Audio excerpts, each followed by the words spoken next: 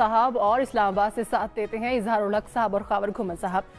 नाज़रीन, भारतीय वज़ीर आज़म नरेंद्र मोदी और अमेरिकन सदर जो हैं डोनाल्ड ट्रंप, उनकी वाशिंगटन में मुलाकात हुई है और इस मुलाकात में दिफाई ताउन और दहशतगर्दी के खिलाफ जंग का अज़्म भी किया गया है। और तो और इंडिया पिद्दी ना पिद्दी का शोरबा अमेरिका के साथ मिलकर पाकिस्तान से डू मोर का मुतालबा कर रहा है दहशतगर्दी के खिलाफ जंग में। निज़ामी साहब, इंडिया और अमेरिका के ताल्लुकात बेहतर होते हुए नजर आ रहे हैं और दूसरी तरफ हिजबुल मुजाहिदीन के जो कमांडर हैं सैयद सलाहुद्दीन आलमी जो हैं, उनको आलमी दहशतगर्द करार दे दिया गया है और साथ ही साथ उन पर पाबंदियां भी आई थी। वो कैसे करेगा पाकिस्तान? ठीक है, ठीक है। इजहार साहब, अमेरिका इंडिया की जुबान बोल रहा है, कुछ अच्छे साइंस नहीं है ये। देखें, इस वक्त दो नैरेटिव्स हैं दुनिया में। एक पाकिस्तान का नैरेटिव है इस बारे में और दूसरा पूरी दुनिया का है। हम लाख इंडिया को बुरा भला कहते रहे हैं, लेकिन हमें दो हक़ाइक़ को तस्लीम करना पड़ेगा। पहला ये कि हमारे वज़ीर आज़म के मुकाबले में मोदी वहाँ के मुसलमानों के हक़ में जितना भी बुरा हो, पाकिस्तान के हक़ में जितना भी बुरा हो, भारत के अपने पॉइंट ऑफ व्यू से वो बहुत मुतहर्रिक है, बहुत फ़ाल है और आलमी मंजरनामे पर वो बिल्कुल छाया हुआ है। आप यूएई देख लें, आप सऊदी अरब देख लें, आप कतर देख लें, फिर आप रूस और अमेरिका देख लें, वो ये साबित कर रहा है कि हमारी खारजा पॉलिसी उसकी खारजा पॉलिसी के बारे में के मुकाबले में नाकाम है। एक तो ये देखें कि वो खुद मुतहर्रिक और फ़ाल है, और दूसरा एक मंजी हुई सियासतदान सुषमा स्वराज जो है वो उसकी वज़ीर खारजा है। हमारे वज़ीर खारजा, मैं ये नहीं मानता कि पाकिस्तान का वज़ीर खारजा कोई नहीं, हमारे वज़ीर खारजा जो हैं वो मियां नवाज शरीफ हैं। अब सुषमा स्वराज के मुकाबले में या मोदी के मुकाबले में आप इनको देख लें कि ये कितने मुतहर्रिक हैं। अब ये जो मोदी की विजिट है, इसमें पाकिस्तान के लिए तीन बड़े सेटबैक हैं। पहला सेटबैक तो खुद ये विजिट है कि वो वहां पर गया, उसकी पजीराई हो रही है, अमेरिकन प्रेस में, अमेरिकन इलेक्ट्रॉनिक मीडिया में उसके बारे में खबरें दी जा रही हैं। पाकिस्तान को वो दहशतगर्द साबित कर रहा है, ट्रंप उसकी हाँ में हाँ मिला रहा है। एक तो ये, फिर वो ड्रोन और वो जहाज भी खरीद रहा है। ये पहला सेटबैक है पाकिस्तान के लिए। दूसरा सेटबैक इस विजिट में ये है कि सलाहुद्दीन को आलमी दहशतगर्द करार दे दिया गया है। अब आप लाख उसे मुजाहिद कहें आज़ादी का, आप लाख कहें कि उसका पाकिस्तान से कोई ताल्लुक नहीं है, लेकिन मोदी ने जो काम करना था कर लिया है। आलमी मंजरनामे पर आपकी हाँ में हाँ कोई भी नहीं मिला रहा, लेकिन मोदी की हाँ में हाँ रूस भी मिला रहा है और अमेरिका भी मिला रहा है। ये जो उसको दहशतगर्द करार दिया गया है, ये खुद एक बहुत बड़ा सेटबैक है। तीसरा सेटबैक पाकिस्तान को मिला है कि जो चीनी अखबार है ग्लोबल टाइम्स, उसने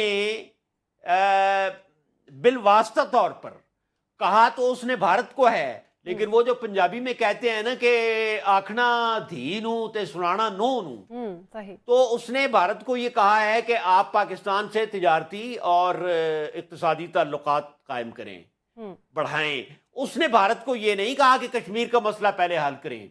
तो ये इन बिटवीन द लाइंस, बैन सुतूर में पाकिस्तान को भी ये चीन पैगाम दे रहा है कि भाई हमारी लड़ाई ताइवान से है, हमारी लड़ाई इंडिया से है, लेकिन हमारे तिजारती और इक्तिसादी ताल्लुकात हैं, तो तुम भी होश के नाखन लो।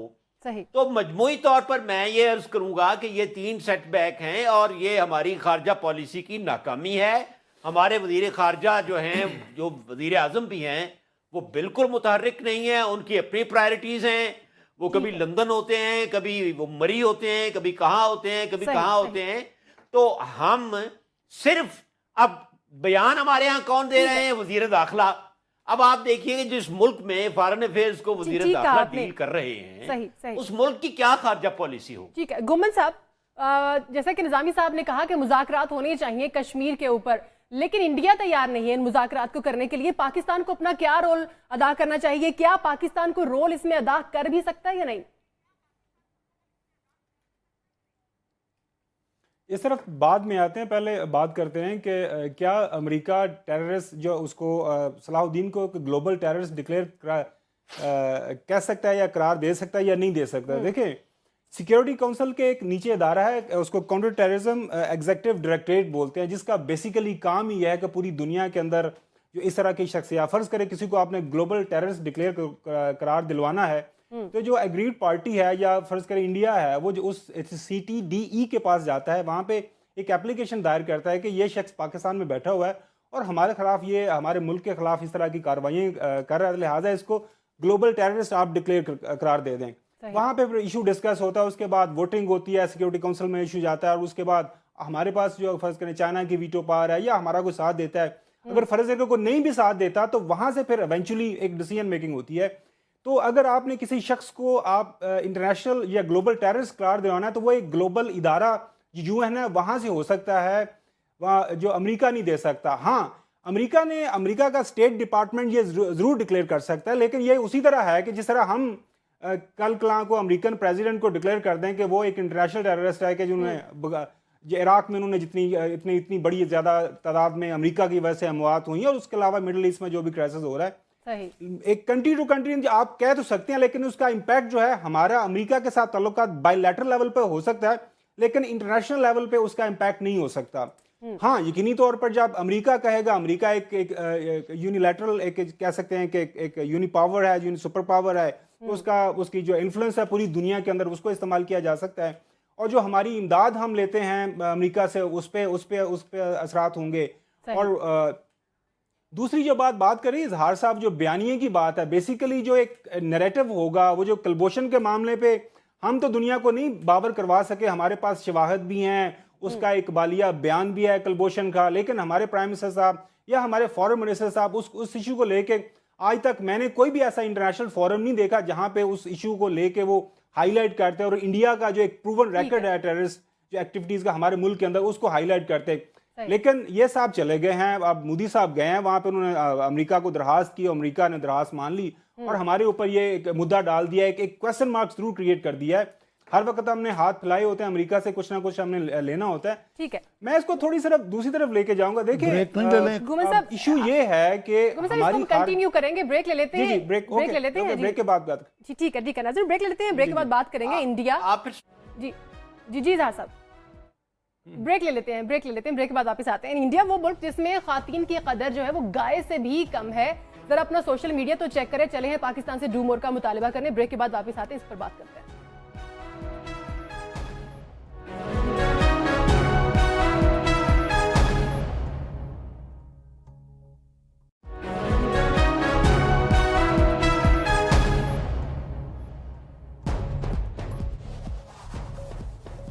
वेलकम बैक नाज़रीन। निज़ामी साहब, ट्रंप और मोदी ने पाकिस्तान से डू मोर का मुतालबा किया है, क्या इंडिया की इतनी हैसियत है कि वो पाकिस्तान से मुतालबा कर सके? जी, आपने पिद्दी और पिद्दी का शोरबा का वो नहीं है। एक तो बात ये है कि ये मैं एग्री नहीं करता इस बात से कि जी मियाँ नवाज शरीफ जो है वो फॉरेन मिनिस्टर हैं।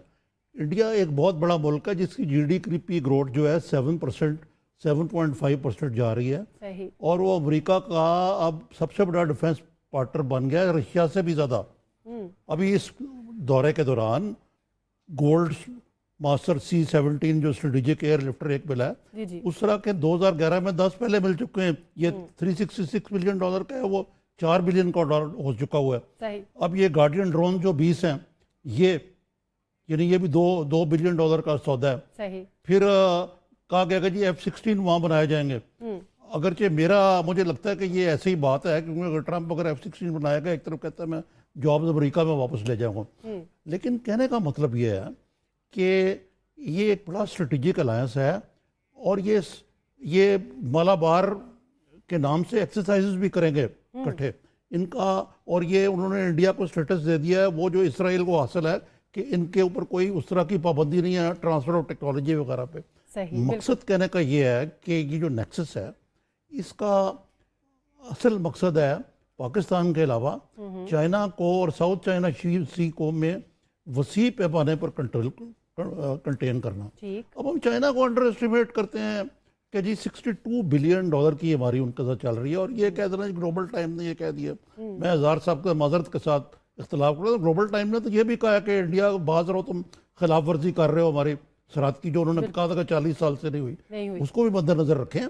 बात यह है कि चाइना बड़ा क्लियर है, उनकी इस दुनिया भर में यह पॉलिसी है कि ट्रेड ओरिएंटेड और स्ट्रेटेजिक चीज़ें अलग अलग होनी चाहिए, ट्रेड और इकोनॉमी जो होनी चाहिए, और मैं खुद उसके हक में हूँ। जहाँ तक डू मोर का कर लेता कि डू नहीं डू मच मोर कह रहे हो, लेकिन इसमें एक बहुत बड़ी कबाहत है जो मैंने जिक्र किया था पहले कि प्यूटन कहते हैं कि अब वो तालिबान को बैक कर रहा है। अब पाकिस्तान को जितना आप लगाएंगे कॉर्नर में दीवार के साथ, तो पाकिस्तान जो है वो इन लोगों को जो कि अफगानिस्तान के लिए हालात मुश्किल कर रहे हैं, जहाँ पे भारत और अमेरिका का नेक्सस है और अमेरिका वहाँ एक परमानेंट बेस बनाना चाहता है अफगानिस्तान को, तो इस सूरत में वाई वुड पाकिस्तान कंटेन, जिनको बारे में कह रहे हैं डू मोर, ज्यादा यही ना कोई ड्रोन अटैक कर देंगे सेटलमेंट इलाकों पे। बिल्कुल सही, ठीक है। इजहार साहब, जैसे कि निजामी साहब ने अभी दिफाई जो मुआहदा हुआ उसकी बात की है, डोनाल्ड ट्रंप के अकॉर्डिंग इंडिया के और अमेरिका के ताल्लुकात माजी में बेहतर नहीं रहे, लेकिन अगर मुताला किया जाए तो 2008 से अब तक अमेरिका भारत को दिफाई सामान प्रोवाइड करने वाला सबसे बड़ा मुल्क है। अब तो ताल्लुकात भी बेहतर हो गए हैं, अब क्या सूरत हाल होगी? जी, मैं ये अर्ज करूंगा कि अब मुझे भी अनइंटरप्टेड सुना जाए। जी प्लीज। बात यह है कि हम किसी सूरत में भी हुकूमत को और नवाज शरीफ को एब्जॉल्व नहीं कर सकते, हम उनको बरी उस जिम्मा नहीं करार दे सकते। क्या ये हकीकत नहीं है कि हमारा फॉरेन मिनिस्टर एज सच कोई नहीं है? क्या ये हकीकत नहीं है कि वजारत खारजा का चार्ज वजीर आजम ने अपने पास कलमदान रखा हुआ है?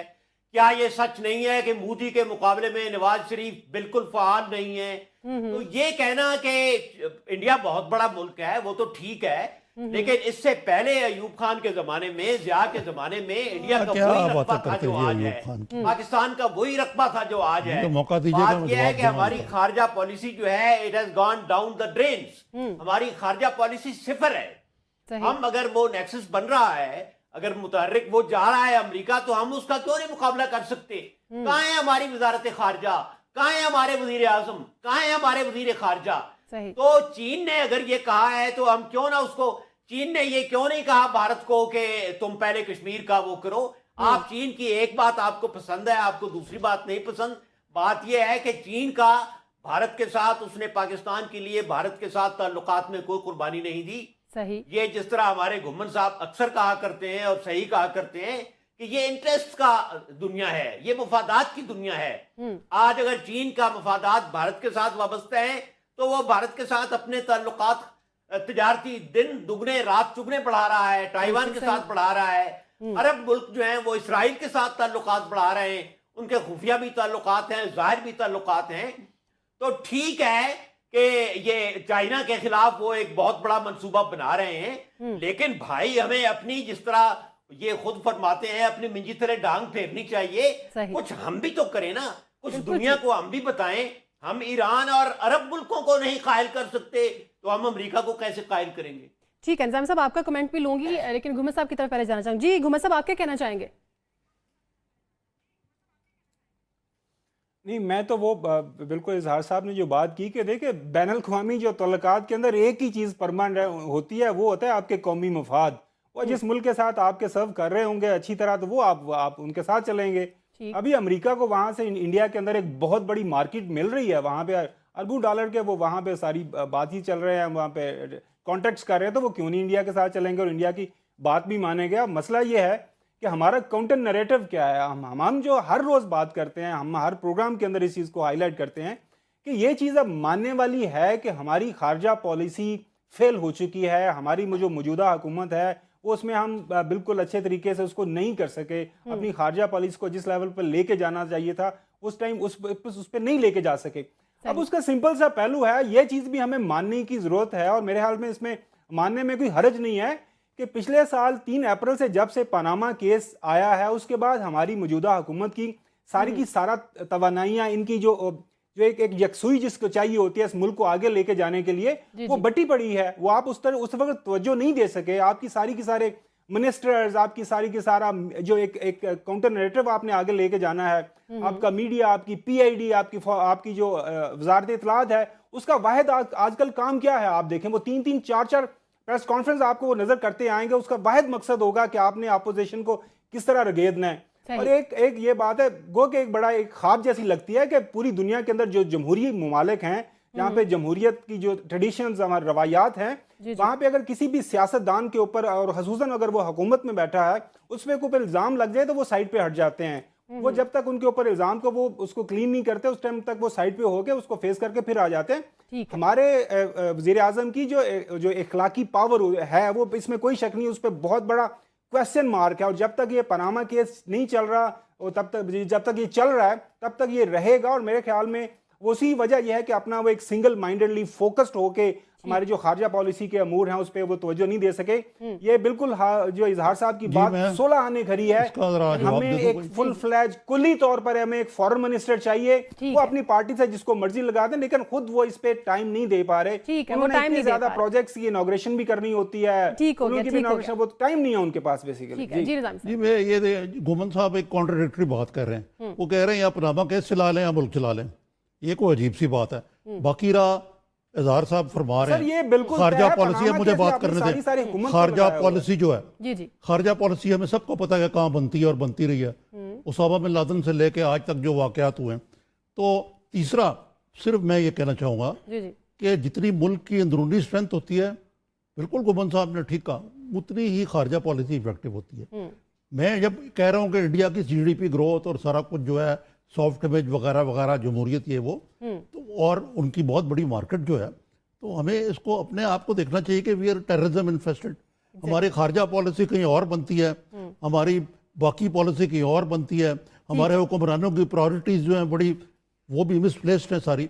वो ठीक कहते हैं कि मियाँ नवाज शरीफ के जो है पनामा के अंदर करें या कुछ और करें या प्रोजेक्ट का करें। ठीक है, ब्रेक ले लेते हैं नाज़रीन, ब्रेक के बाद बात करेंगे पाकिस्तान की सियासी